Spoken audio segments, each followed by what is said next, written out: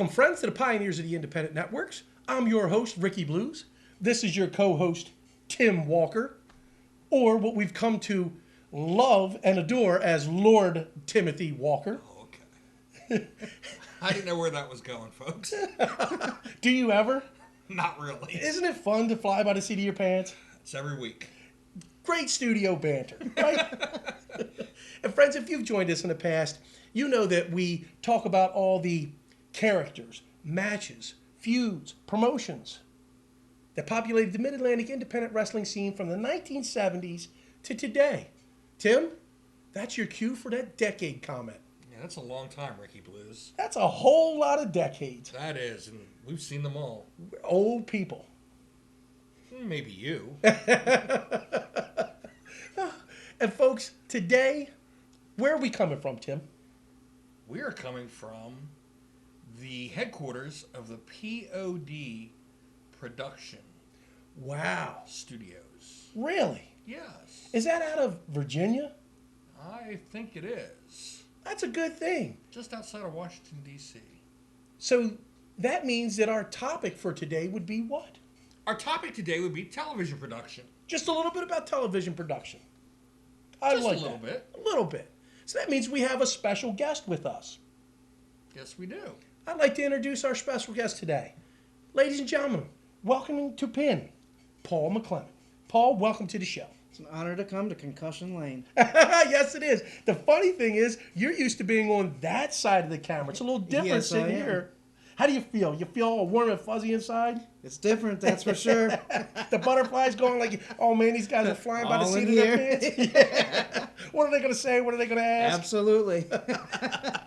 We've brought Paul along today to introduce a little topic to our friends here and our fans that's quite an interesting one. Not only TV production and shooting a show, but Paul, you're running a program yourself, the POD.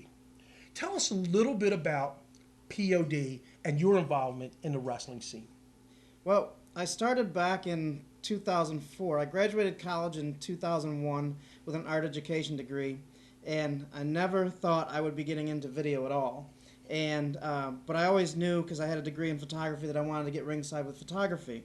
So fast forward to 2004, and a buddy of mine, at the time I was working in the photo lab at Eckerd, and a buddy of mine said, hey, we got a chance to go to a Sabu tribute show in Detroit. Do you want to go? There's a bus trip going out of Buffalo, New York. At the time I was living in Syracuse, New York. All right, I'll try it. And so that's how I started with POD. And you started as a photographer. Yep. Then you move into videography. So I'm at this convention near Philadelphia, and one of the guys who helps with Upstate, NWA Upstate was the promotion at the time. Mm-hmm. Mike Rosario was running it. I started talking with him. He said, well, no, we're not really happy with the people who are doing video. And at the time I had 2 cameras, and I said, I could get a couple guys. Let me talk to my guys. If you're really interested, we could start filming it. And so that was the beginning of POD Productions. Okay. So if you fast forward to 2010, I was supposed to do a show for friends up in Vermont who were the sound people for Ring of Honor. Mm-hmm. I ended up getting food poisoning that weekend. It's the weekend of my birthday, and here I have food poisoning. I was so miserable. But I had talked to Sean Cradle, and Sean Cradle wanted me to come in for Maryland Championship Wrestling. And he said, man, we've got this opening that whoever's going to be there filming it is not there this weekend. So I got sick, and I said, hey, Sean, I can do something local. I just can't travel to Vermont, so is this still open? He's like, yeah, but we can't pay you. That's all right. You don't need to pay me. So I'll come in. I'm excited just to come in for Maryland Championship Wrestling. The last time I was at an MCW show, they were running on a Friday night, and there was 1,600 people in the audience. Mm-hmm. I want to be there for Maryland Championship Wrestling. So it was the Legends show, and I get in there, and I meet Mark Bray, mm-hmm. Who they say is going to do commentary. I was like, okay, this is cool. So it was the first time I met Mark Bray.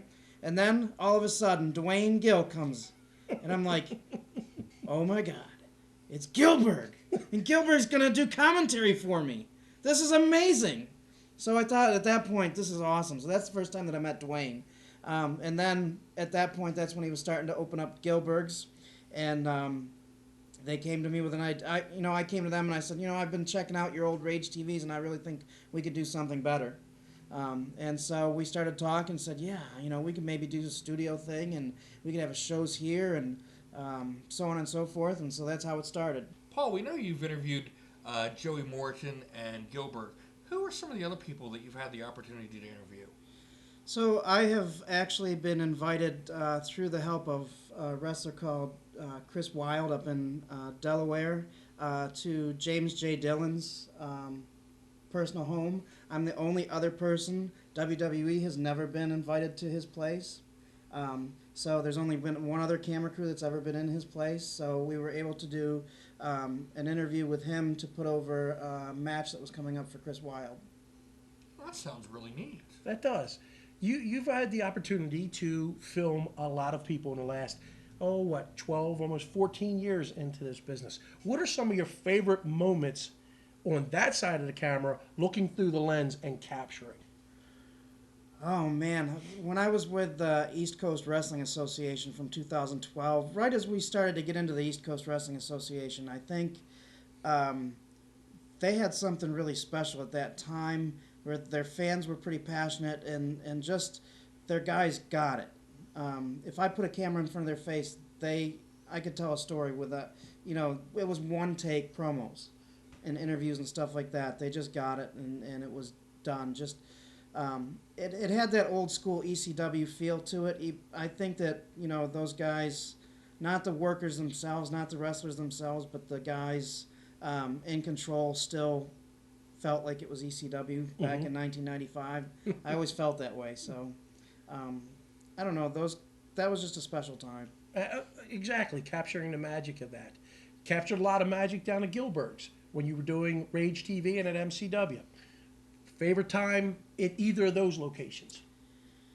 Oh, the Gilbert stuff was a lot of fun. It was a nightmare getting up the Beltway on a Friday at 4:30. I would get there at almost 7 o'clock, and everybody would be like, we're ready to go. It's 7 o'clock. I'm like, whoa, I just got out of the car. Give me a second. But I don't know. My favorite part's always not during the show. It's always, unless I'm ringside and the guys are messing with me. Sometimes it'd be Ramblin' Rich crawling up, and he'd be grabbing my socks and trying to pull my socks down, stuff like that. Sometimes I'd have guys grabbing my bandana and trying to pull my bandana off. Just stuff like that. I always like stuff like that, but a lot of the times I just enjoy putting video packages together. Well, and you knew you were accepted when things like that would happen because Tim, you could talk about that. How many times you've been actually a prop in shooting the stuff that you've shot? I'll tell you, Tom Brandy's famous for that. Exactly. Fun stuff, though. It absolutely is. It breaks that barrier, makes you feel like you're part of, because you're actually delivering a little bit more than just someone's video footage or image. You are selling a whole mindset that you've captured within the framework of your camera. I've got one special story on this one, and Tim was there for this, I think. It was Primal Conflict Wrestling in West Virginia. It was in, not Charlestown, but it was in Harper's Ferry? Harper's Ferry. And Jimmy Janetti, before the show, comes up and he goes, I got something for you tonight. I'm like, okay. So the whole night I'm like, all right, what's he going to do? So it's the main event, and at the end of the main event, it's him and the Holy Rollers, and I don't even remember who they're facing. But he comes out at the end of the night, and I'm sitting there. They're at the end of the match. The match just finished. He comes out, and so I'm filming him in his face, and all of a sudden he comes and he hits me. Or no, he strangles me by the neck. And I go down, and I sell it. I go down.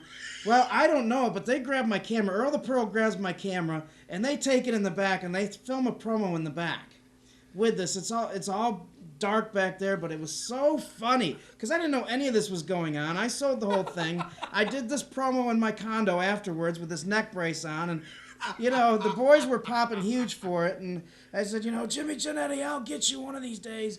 Just a good old time. That was one of my favorite times. Janetti, what a great rib. That is a funny thing. What a good guy. Jimmy was actually one of the original members of the Holy Rollers. And then Earl come along with that, and that's been a threesome, and then Platinum that, and then at one time, Ricky Blues for one night was a member of the Holy Rollers back in MCW days. That's good stuff. But that's all part of what the inside of this business is. Tim, you could speak on this for hours about how we have to work in tandem as our photographers, our video people, the workers, the people in the back setting things up, the ring crew, all of that has to work in unison to get the product out. Oh, I agree. You're 100% right. It's a whole team effort. Right. And Paul's actually one of my favorite people to work ringside with. I never have any problems with Paul. I'm never bumping into him. I'm never having problems with him. He knows. Tough. He knows where I'm going to be at. I know where he's going to be at. So we work pretty well together. I was going to say that. Tim has always been my favorite person ringside to work with, photographer, because, like you said, we've never bumped into each other. He knows I've got this big, at least at the time we were both at MCW together. Right. I had these big cameras, so I can't see anything on the right-hand side of me. Tim was always on the left-hand side of me, and I always knew if Tim was going to be on the right-hand side of me or not. But we worked the same side of the ring as for the most part, and so we just never bumped into each other. I've never had that problem with any other camera, any photographer. They've always bumped into me. They've always been in the way. Not with Tim. Yeah, I knew where your sweet spot was, so I try to stay out Same of it. here. I have my place where I like to be too, so that worked out well. Well, the continuity of professionalism, that's exactly what you exhibited. Paul, tell us a little bit about your company. How did you develop POD? So back in 2002, I was working with another art teacher in the Syracuse City School District, and he had a camera, and I just started watching all the stuff that he was doing with just inside the school and the stock footage he was taking of like the playground and I don't know, everything. And it kind of, at the time I had a camera because I wanted to start documenting like family members because, a lot of my family members were getting older. And I said, my grandma was getting older, so I wanted to make sure that I was documenting some of her stories and things like that before she passed along. And so at that point I had one camera, and he had this really nice new camera that the school had bought, and I'm like, I can afford it now. So I ended up buying the next model up from there. And so he was doing something that he named whatever it was, whatever productions that he was coming up for the school. He had a really cool name for it. So I was like, I teach the elements of art and the principles of design to my students. How about Principles of Design Productions? I think that would be a cool name.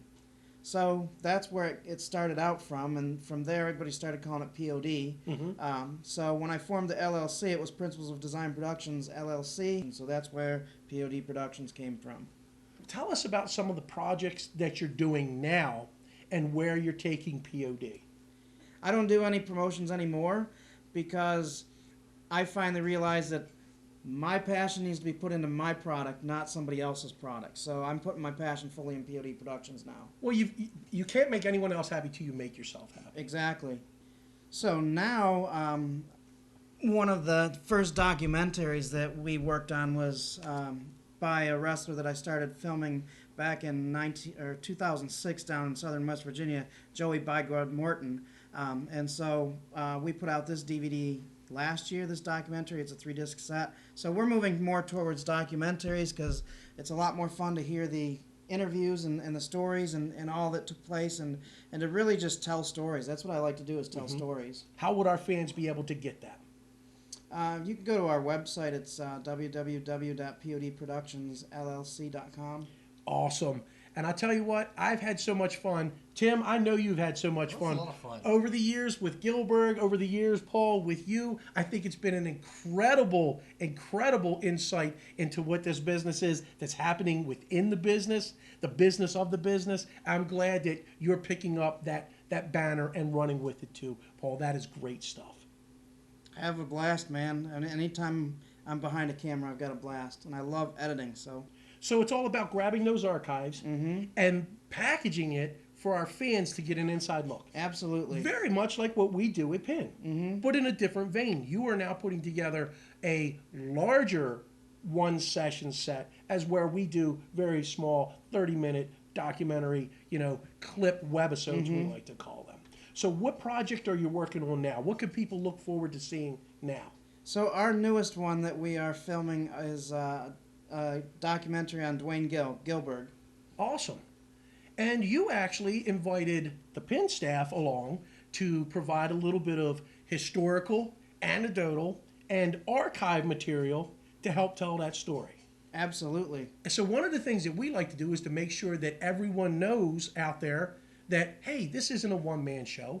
This is actually still teams of people who have one goal in mind, and that's to continue the proliferation of our great sport in the archives. So we were very, very glad to be part of that and are honored that you asked us along. Thank you so much. You're welcome. Paul, thank you so kindly for allowing us to put you on this side of the camera and take a venture into your world to see exactly what goes on in the mindset of someone who is capturing the action by eye. That is an incredible thing. We're so proud of what you've done, the accomplishments, the friendship over the years. We're glad to present to our fans someone from that side of the camera because we like to tell the entire story. We don't just talk about the wrestlers. The wrestlers are the main vehicle, but there's so many other folks that make that world go round, and you're one of them. So it's always in our best interest to make sure that we tell the entire story. So you are part of that entire story. And we thank you so kindly for showing up at Penn today, taking time out of your schedule during the filming of your documentary to bring us along and to also share a little bit of your experience with our friends. Thank you so much, Paul. Well, thank you. It's been a blast. Awesome. Ladies and gentlemen, again, thank you for joining in. We're going to ask you to join us again next week as we take another stroll down Concussion Lane and bring you one more Pioneer.